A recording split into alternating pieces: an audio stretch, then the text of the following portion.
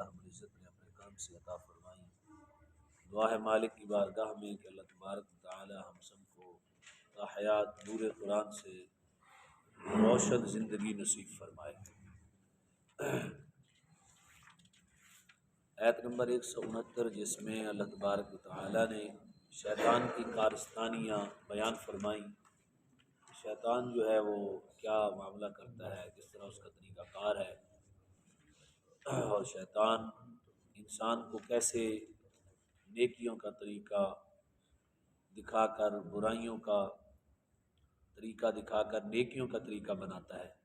انسان کی صورت میں جتنے بھی بڑے احباب ہوتے ہیں جو بڑے دینی معاملات پر فائز ہوتے ہیں، ان کے ہاں جو برائیاں ہوتی ہیں نا، شیطان ان کو نیکی بنا دیتا ہے، خود بخود وسوسے ڈال کے طریقہ بنا کے ذہن میں آ جاتا ہے کہ یہ جو ہم کریں یہ نیکی ہے۔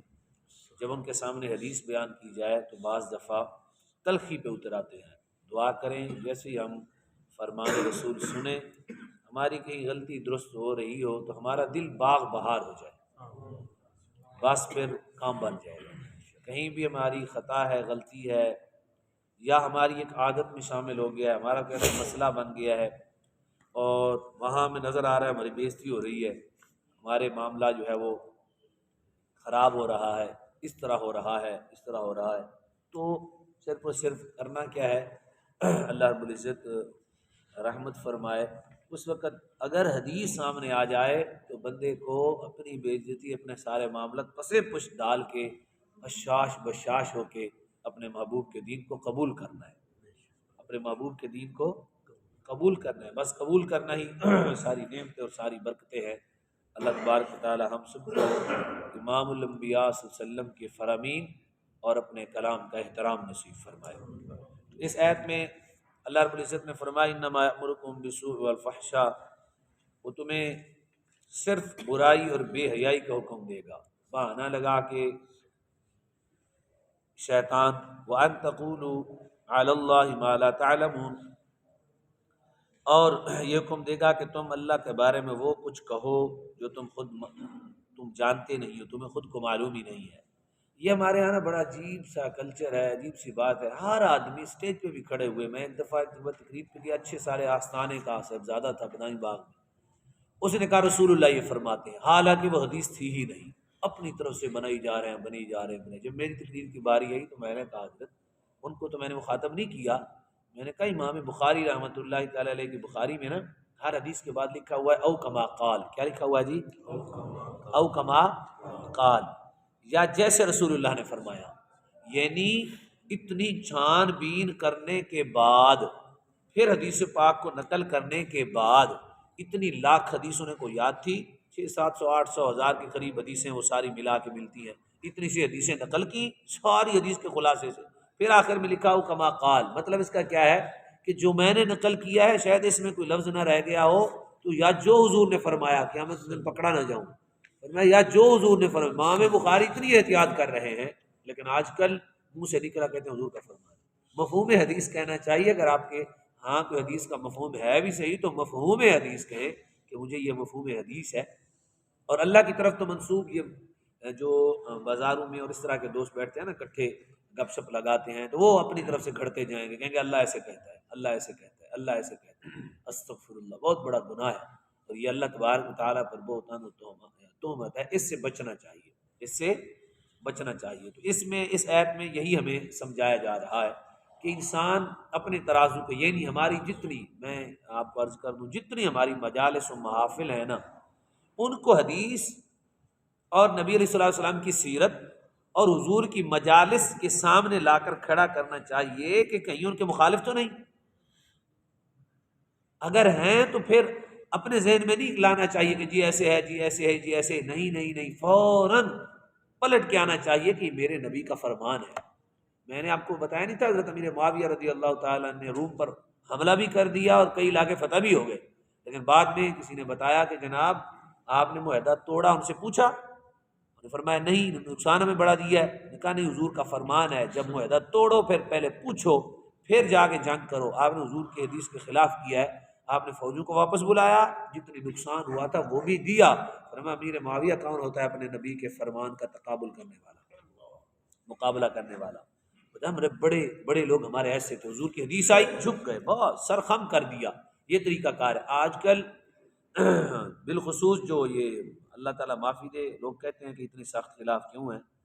بالخصوص ثنا خان یہ حدیث سن نہیں سکتے، اللہ جانتا ہے. چاند ہوں گے جو سن لیتے ہوں گے، وہ حدیث نہیں سن سکتے، نہ یہ کسی عالم کا درس سن سکتے ہیں، نہ یہ محفل میں بیٹھتے ہیں. اور انہیں جو دین کی بیچنے کے طریقے اپنائے ہوئے ہیں، اللہ کی پناہ ہے، اللہ رب العزت کی پناہ ہے. کل کہیں ہم محفل پہ گئے تو اس نے مجھے خود بتایا، تقریر کرنے کے بعد اس نے پوچھا کہ جناب حضرت آپ کو بلائیں گے تو کیا ہوگا، کہ کیسے ہوگا. تو اس نے سمجھا بھی مولوی چنگا اچھا نمے پیسے بابا لے گا. تو میں نے اس کو کہا کہ آپ نے سب دیکھا 2 چمچ میں نے جو ہے نا یہاں کا کھانا کھایا ہے. کھانا میں گھر سے کھا کے آتا ہوں اور گھر جا کے کھاتا ہوں، اللہ کی رضا کی خاطر آتا ہوں، ڈرتا ڈرتا آتا ہوں، ڈرتا ڈرتا جاتا ہوں کہ اگر کہیں میں نے تھوڑا سا بھی دین بیچ دیا تو میرے لیے یہی کافی ہے. تو لوگوں نے بنگلے بنائے، کوٹھیاں بنائی، اور آخر میں کچھ جواز نکلتا ہے. کہتے ہیں انہیاں گڈیاں کا بھی جواز نہیں نکلتا، اتنے مربوں کا بھی جواز نہیں نکلتا. اگر کہیں جواز نکلتا بھی ہے تو کوئی صورت ہوگی، معاش اپنا درست ہو گیا، بات ختم. چلو آپ نے جواز کی صورت نکال بھی لیا، آپ کا معاش درست ہو گیا. آپ نے تو بنگلے کوٹھیاں مربے بنانے شروع کر دیے دین کے نام پہ. ایک ایک تقریر پر لاکھ روپے، ایک ایک نعت پہ 4 لاکھ روپے. یہ کیا، یہ جواز نکلتا ہے؟ کسی کے ہاں بھی یہ جواز نہیں نکلتا، کسی کے ہاں بھی. ہے خدمت، ضرورت تھی صحابی کو، جس صحابی نے بکریاں لی تھی کیا تھی؟ ضرورت تھی. اس وقت تو صحابہ کو بہت اشد ضرورت تھی، اور تھا بھی مد مقابل کافر. کون تھا بھی کافر، پھر اس کو نفع بھی دیا. اس کی بچی کو بچھو نے کاٹا تو وہ ٹھیک بھی ہو گیا. اس طرح سے اس زمانے میں جو روش بن گئی ہے، اللہ کی پناہ ہے. بندہ چند لوگ ہیں بولنے والے ہی کوئی نہیں ہے. سختی کے ساتھ کہ ان سے بچا جائے، اللہ تعالیٰ ان سے محفوظ فرمائے. میں نے ایک آدمی ایسے کا نام سنا، انہوں نے کہا جی ہم نے خود فون کیا ہے، پہلے 50,000 لیتے تھے، بعد میں اگر کسی نے پوچھنا تو میں بتا لوں. آپ میں سے کوئی محب ان کے بیٹھے ہوں گے. تو وہ 50,000 لیتے تھے، ان کی تقریروں میں آ کے میں پیسے نہیں لیتا. اور کہتا ہے اب انہوں نے لاکھ روپے مانگا ہے. کہتا ہے اب انہوں نے ہمارے ساتھ لاکھ روپے مانگا ہے. یہ ایک ڈوگر صاحب ہے، ملازم ڈوگر، بالکل جاہل ہے، عالم نہیں ہے. تو وہ کہتے ہیں جی ان پر اللہ کا کرم ہے، دنیا انہیں سنتی ہے تو ان پر اللہ کا کرم ہے. میں نے کہا کہاں لکھا ہوا ہے؟ شریعت میں یہ ہے جس کو اللہ نے دین دیا اس کو راضی ہو کے دیا، جس کو دنیا دی یہ ممکن نہیں ہے راضی ہو کے دیا یا ناراض ہو کے دیا. اللہ اپنے جو بندے اس کے نافرمان ہیں اسے بھی رزق دے دیتا ہے، جو فرما بردار ہیں اسے بھی دے دیتا ہے. وہ 50,000 لیتے ہیں. انہوں نے مجھے خود بتایا کہ انہوں نے اپنا 50,000 لے کے جو تقریر کی، اپنے بچے کو بتایا کہ میں نے کیسے داخل کروایا، کیسے میں اسے اسکول لے کے گیا اور اسکول سے واپس لے کے آیا. 1.5 گھنٹے کی ان کی یہ تقریر تھی، انہوں نے قرآن کی ایک آیت بھی نہیں پڑھی. سمجھ گئے کیسے دین آئے گا جی؟ تو یہ ہے کہ ہمیں سمجھ نہیں آتی. قرآن پاک خود کہہ رہا ہے کہ تمہیں شیطان فحشاء اور بری چیزوں کا حکم دے گا، لیکن تمہیں پتہ ہی نہیں چلنا نا. تم نے وہ کہنا ہے اللہ پر جو اللہ رب العزت نے کہا ہی نہیں ہے، تم نے وہی کرتے جانا ہے، وہی کرتے جانا، اور خود اپنی طرف سے نیکیاں بناتے جانا ہے. اس طرح سے نہیں ہے. نیکی تب ہوگی جب رسول اللہ کی اطاعت ہوگی، امام الانبیاء کا فرمان ہوگا.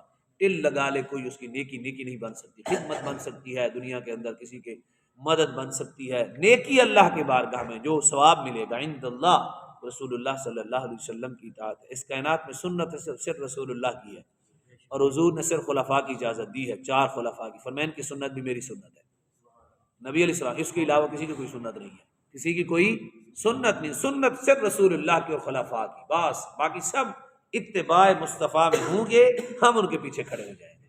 اس وجہ سے ہم خوش ہوں گے کہ یہ بندہ حضور کے اتباع میں بہت بلند و بالا ہے. اس کے ہم کھڑے ہوں گے تو ہمارے دل میں بھی یہی پیدا ہوگی. اس آیت کو پڑھ لیتے ہیں جی. انما یأمرکم بالسوء